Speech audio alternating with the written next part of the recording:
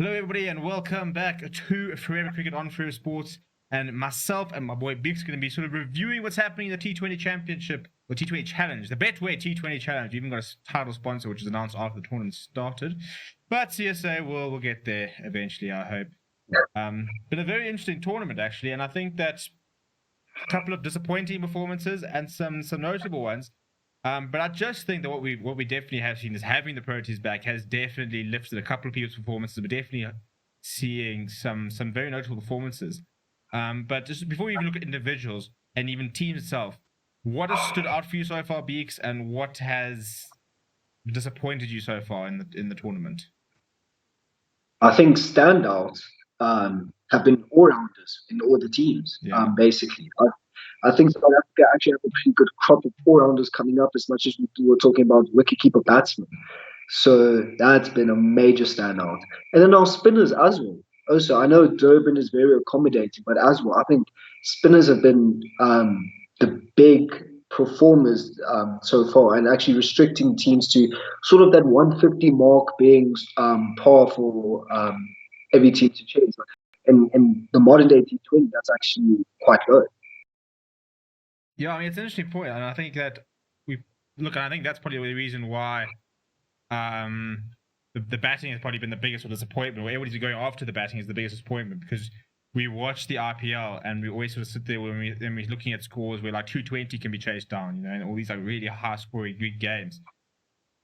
And if you look at the games like from the last week, we're sort of seeing games which probably, I mean, a high scoring game, you got sort of 160, 120, 140, 140, 157. Yeah, I mean, as you said, like that sort of 150 is a winning score, which is not bad, but I think we're getting used to the fact with power hitting that you should be chasing 170, 180. That should be more a winning score as opposed to 150, And the ability to hit boundaries and clear the fence is something that probably haunted us in Pakistan, to be honest. And that's what made that Dave Miller inning so special, is the fact that you've got to have players who can find the boundary, who can really, score at a high rate. Because singles, and look, I'm a great one for running singles and the value of them. At the end of the day, it's a power hitting game,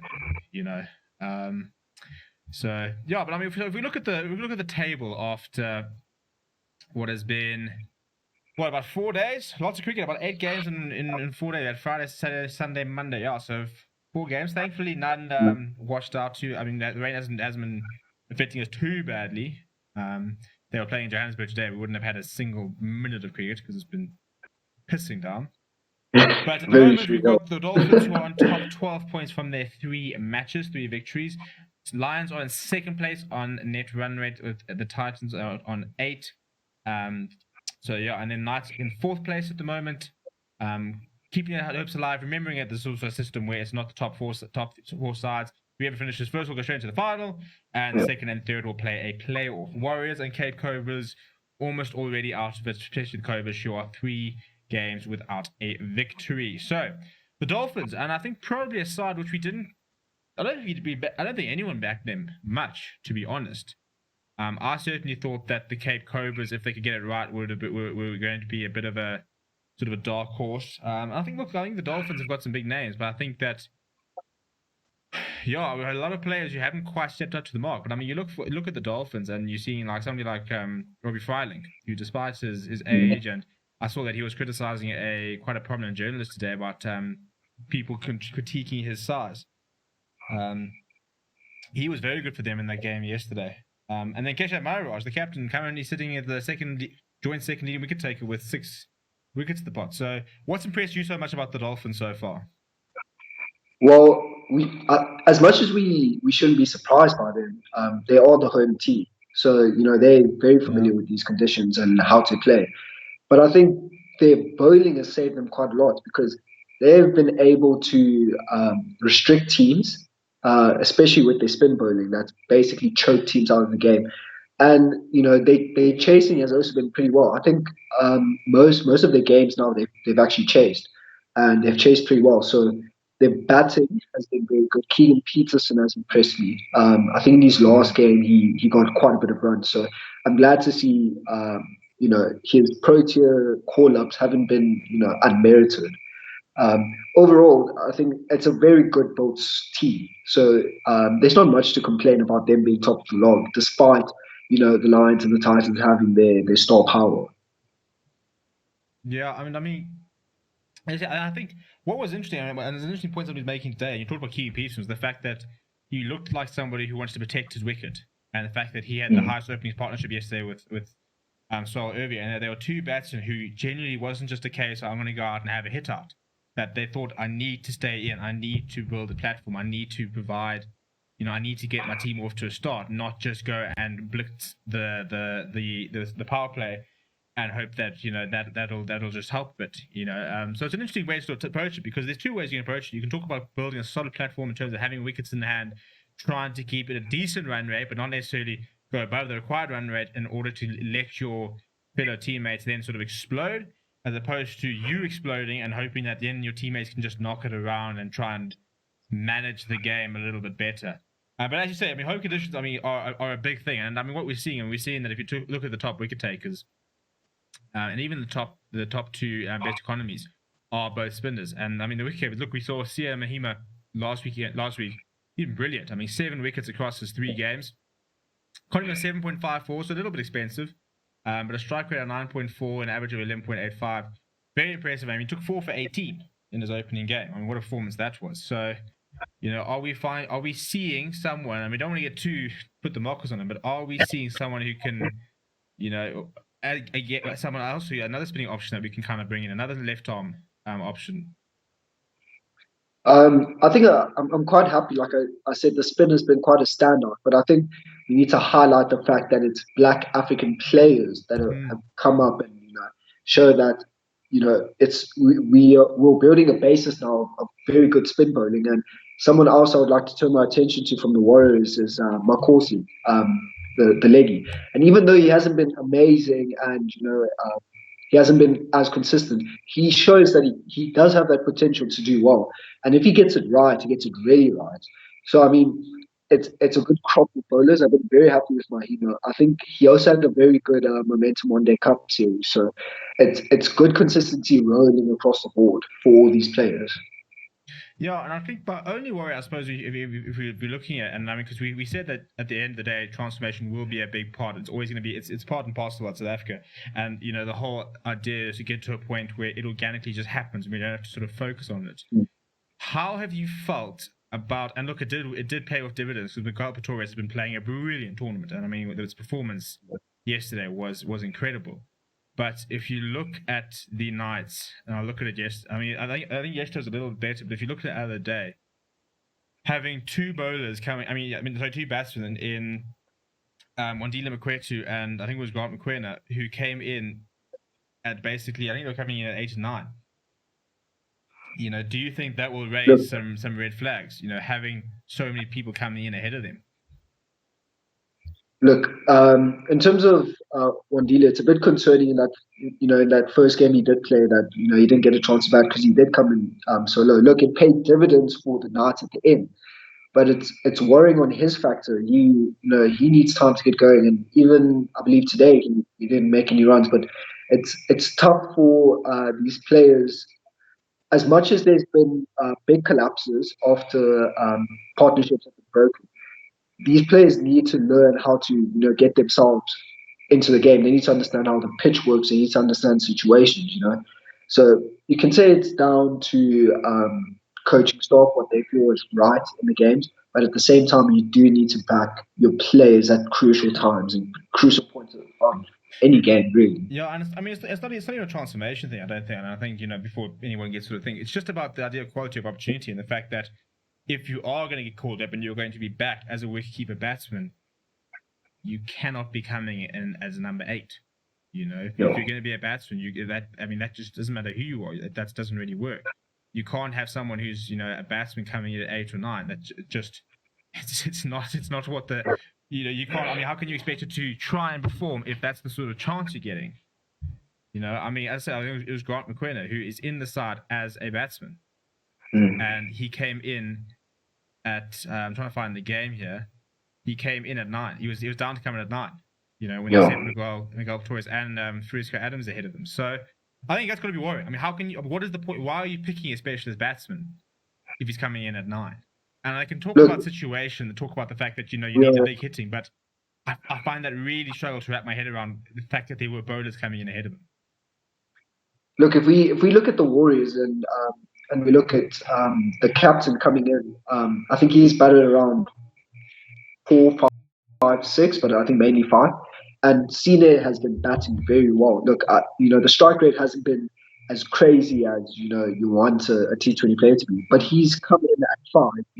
Sort of the position where wicketkeeper will come in between that 5, 6, 7, and he's come in, he's set himself, and he's actually set the Warriors up for pretty good scores after collapses. So a player, looking back at the night, letting Makwetu come in so late, raises eyebrows because if he does get the time to settle and get himself in, he can make those big scores, the 40s, the 50s. So it's worrying because these are young players as well. You don't want to knock their confidence off too early in their careers. They are our future. No, exactly. And so I mean, it's difficult. But look, I mean, let's talk about the final of the tournament so far and Miguel Pretorius and how, I mean, with both ball and bat, I mean, incredible performance yesterday to win them a match like that. But even with the ball, he's been very impressive. Do we think that there's a Proteas call up in the horizon for the 25-year-old? Look, I think it again depends on. Look, so far I think he is, MVP of the tournament so far. He's done everything. It's where the Proteas need to assess what are they doing at that all-rounder spot. We've got Pretorius, we've got Petlugar, so it's very hard.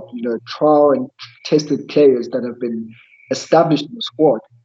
What happens to them? Because if their performances do drop off, then Pretorius, Miguel Pretorius must look at the squad and be like, I have an opportunity to slot myself and possibly get that ticket for the World Cup. So as long as his performances are, at this level, and the Knights might not win all the matches, but as long as he personally performs, he should, Mark Boucher should be looking at him and thinking that it might be time to bring him into the squad. Yeah, I think it's definitely someone that people who watch the sort of domestic scene know about him, but definitely wouldn't have predicted he would have been doing this well, particularly with the bat. I mean, you can hold the bat. He's got 5 first-class 50s, so you know that he can hold the bat. And I think he scored a 79, not out in this season so far. But I mean, the power hitting that we saw, is a huge asset for sort of T20 cricket. And yeah, I definitely think that you're going to see him on the horizon quite soon. And even if you're not necessarily picking him as an all-rounder, someone who even if you're picking for a bowler and that can bat like that, that's aces. Because I think that was the biggest problem. Is I find that sometimes we think we've got our all-rounders, but then we need batsmen who can contribute. And look, so he's been in the squad before, but I think we're going to see a debut quite soon. Because I think that I think Junior Dalla his time must be coming up to an end. I think we've tried that a long time, and I think it hasn't really worked. I think Glenton Stearman will get it. He deserves another call up, but I don't think he did himself too many favors with his debut performance, which was horrendous. Yeah. So I certainly think that Pretorius has kept himself in the conversation and could definitely be on the brink of making a debut. Yeah, I think it would be good for him as well. And I think we can segue a bit now into just looking at the Titans. And they've, as much as they've picked up these wins, they've probably been my most disappointing team of the tournament so far. Their fielding has been very lackluster and very worrying, considering all the players that they have. Someone like Markram, who we basically know he's more of a limited overs player than a test player. He's disappointed. We're looking at Klaasen as well. He had one good game, and it's faltered down. The bowling has been very average. Besides, Morris, who's actually been bowling very well, and he's actually, showing us that that IPL contract isn't for nothing. Ngiti's also been bowling very well, and so is Shamsi. But it's kind of that supporting cast that we talk about. You can have all the star players, but if your supporting cast doesn't pick up the slack, then it will show, and it will expose the team. I think it's very disappointing in the bowling department. I mean, the batting department. When you think that you've got Markham, you've got Klaasen, we've got. I mean, there are so many batsmen. I mean, in there. I mean, and you understand that Alga's not a batsman, but you do kind of just expect more from. I mean, have Henry Davis. Makanya's not been too bad. But even like Chris Moss hasn't quite come off with the bat just yet. I mean, look, he finished the things in the first game, but I mean, you look at today's match against the Lions, and 112 for 8 is shameful. And I understand there was Duckworth Lewis, and they had to go quite early. But I mean, it really wasn't a great performance. I mean, they allowed Bjorn Hendricks to bowl, I'm going to lie to you, 3 overs, 2 wickets for 7 runs, an economy of 2.3. How can a batting lineup which features 1, 2, 3, 4, 5, 6, basically 6 capped Proteas, how can you allow that to happen? How could somebody go for 2.3 in 3 overs in a T20 match? Especially a seamer. Like it's and ironically we've seen sort of better seam conditions in the last couple of days. We saw a brilliant innings by Zubair Hamza where he was hitting a couple of balls through the line, trusting the pitch. Also fantastic to see him bounce back today. I think the entire South Africa has been sitting there saying, please can we get Hamza batting again? We know that he can play well, but he just hasn't quite been coming off. So I think it was a big relief to see him. But that Titans batting line just hasn't quite arrived yet. No, it's worrying, and the fans will be wondering when they will arrive because we must say they have been bowling well, even though the fielding's been disappointing. But now, if you can't chase down totals, or if you can't make a total that's competitive for the bowlers to defend, then it's going to be a problem going late into the tournament. Because look, I think right now we're looking at the Lions and the Dolphins, possibly competing for the #1 spot, and then when it comes to playoff, if it gets there, will the Titans have the batsmen in form to get those runs? Like I'm looking at Tennis the Brain here. Again, a player that's normally very good domestically, he's been nowhere. It's been very disappointing. So there is a worry, and it's not good for the Titans right now, to be honest. What it is good to see is that apart from Bunyan, after having a reasonable tour of Pakistan, where I think he sort of showed that he could make the step up, currently leading the run scoring charts, 134, an average of 67, a strike rate of 118. I thought he's been very impressive. And Van der Dussen looks in fantastic touch. He scored 101 runs across 2 innings. Didn't go out there. Looked like he was going to be accelerated today as well. So he looks in really, really good nick. Kaya Zondo played a nice knock. He's got 94 runs across 2 innings. And Dazorzi's been very frustrating to watch, I think, because I think what we're seeing with Dazorzi is someone who's getting himself in and then sort of getting himself out. But I think not enough of the big sort of names that we'd like to see there. As I said, Markram not doing much so far. Carl Verreyn played quite nicely today, but your Claessen's not scoring any runs. Bavuma hasn't scored any runs. Dave Miller's been a little bit disappointing across 3 innings, just 51 runs. Reza Hendricks has been all right, but also nothing particularly. He looks in decent touch, but then just gets himself out, which is kind of how he looks in internationals. When you watch Reza Hendricks, he loves to get himself in, starts to look really good, and then kind of just sort of throws his wicket away. So I think it's a little bit worrying that the Proteas batsmen are not coming off just yet. But it's always nice to see other players stepping up. And I'd like to, especially to see someone like Zubair Hamza step up. To see that Kashile is batting nicely is good to see. So we're at the halfway point. Is it safe to say that we've more or less got our top 3, or do you think the Knights can still pip a spot, put their way into playoff contention? Let's see how the pitch behaves for the next couple of games. I think if the pitch stays as well maintained as it's been, I think we've got our top 3 kind of done and sorted. Just depends who finishes top. I'm hoping there's more rotations in the squad. I would like to see Nandre Berger has got a game. Yanaman Milan hasn't got a game.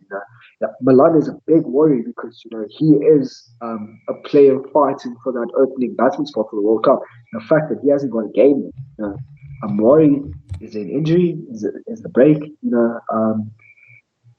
So we need to see our approaches, or just players that are fighting for World Cup spot. They need to be playing these games. It's very important for them. Yeah, and like something like Joel Katsia, I was really excited to see him. We haven't seen him yet. So I think as you said, I think we'd like to see more rotation around. I think every single game, I'd like to see a bit of tweaking. I think we've seen that with the Titans, and we saw that Simon Hong was left out, come back in. Tennis de Brain has come in and been left out. but overall, I mean, with such, I mean, their biggest squad genuinely that we probably, we do need to see more rotation, because it's all about. Also, what you got to think about is that you got to look at these sort of tournaments and think, what is the long term picture? What's the big picture here? And the big picture has to be, can we identify some players to try and bring into the Proteas header? Can we start looking at a South Africa A side? You know, can we start looking at a second team to start building together and moving towards? And I think if you don't see enough rotation in such a short tournament, so I know it's difficult to do, but you've got 5 games, and surely you want every player at least playing 2 games. You know, to have come all this way and maybe get 1 game is not much point. And we know we haven't got much T20 cricket at the moment with the cancellation of the Tanzania Super League, and we're in 2 T20 World Cups in the next 2 years. So, yeah, probably want to see some more. So rotation is what we'd like to see more of. In terms of the fixtures for the next couple of days, as we head towards this weekend, we have got Warriors versus Cobras tomorrow, starting at 10 a.m. And we've then got Lions versus Knights, Titans versus Warriors, Dolphins versus Lions, Warriors versus Knights, Cape Cobras versus Lions, and then the last game of the group stages will be Dolphins versus Titans before the playoff game on Saturday, and then the final on Sunday. Both those games, was playoff game on +2 on Saturday, final at 3 o'clock on Sunday. So, yeah, in wrapping off your final predictions, who are you going for finishing first, second, and third? Ooh, no, you're putting me in the spot here. Look, I think you have to back the home team. I think, you know, despite the big talent that the Lions have and the Titans have, I think we must go with the Dolphins to finish top. You know, they understand the conditions the best. Their bowling has been very disciplined, and their batting has been, you know, very good. So, you know, I think they're the most consistent team right now to finish top, and I think it will be a Lions Titans in the playoff game, where just looking at things now, the Lions will pip the Titans in that playoff game. So, you know, I'm expecting a final of the Dolphins and the Lions as things stand. Yeah, I think it's a decent shot. I mean, will the Lions versus Dolphins game, which is on Wednesday, will probably be the decider, you know, in terms of who will finish top at the moment. Titans are still there and thereabout, but I think, I mean, it's if the Dolphins, in theory, the Dolphins need to win the next game. They've got the Lions and the Titans, so that will make things a little bit interesting. Whereas the Lions have got the Knights, the Dolphins, and the Cobras, so they've backed themselves in those games. To have beaten Titans today was a massive one. So, yeah, I mean, I think we'll know on Wednesday after I think the Dolphins-Lions game will probably determine it, but I agree with you. I think we're going to see those 3 sides. I think at the moment, the Dolphins just look the best all-round side. Even the Lions was a little bit worried about the batting. That kind of keep relying on one person, which is fine, but if that one person, I mean, if Van der Dussen doesn't come off, I think the Lions struggle a little bit with the bat. Well, there we go. So we'll be back maybe on Saturday to do a bit of a preview of the final. Maybe on Friday we'll look at the group stage and then preview the sort of playoffs and stuff like that. So make sure you do subscribe to the channel, smash a like on the video. Well, BK, always nice to chat to you, and we'll check you later in the week.